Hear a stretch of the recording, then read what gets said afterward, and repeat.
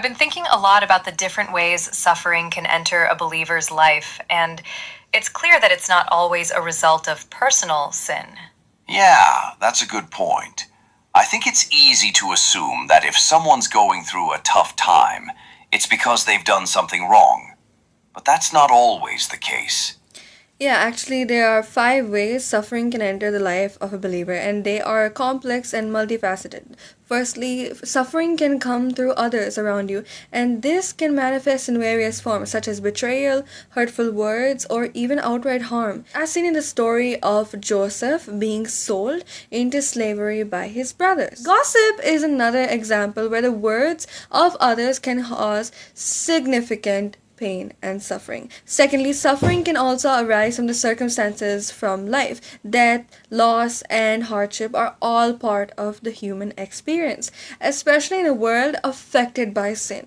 The story of Naomi losing her husband and sons due to death illustrates this type of suffering, showing how believers can face bitter waters and still respond in faith. Thirdly, suffering can be directly linked to one's ministry for the Lord. The Apostle Paul's life is a prime example of this, as he endured numerous hardships, including imprisonment and persecution, for the sake of spreading the gospel. And his experiences demonstrate that following Christ does not exempt believers from suffering, but often involve it.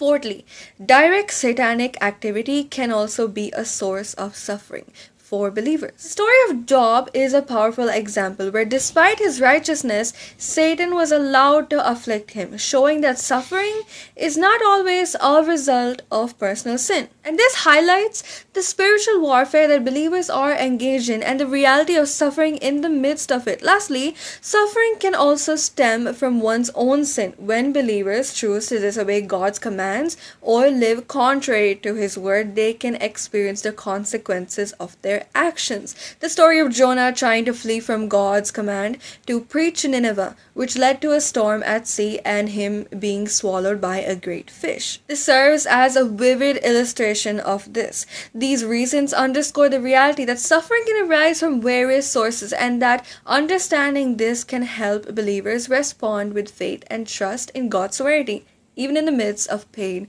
and hardship.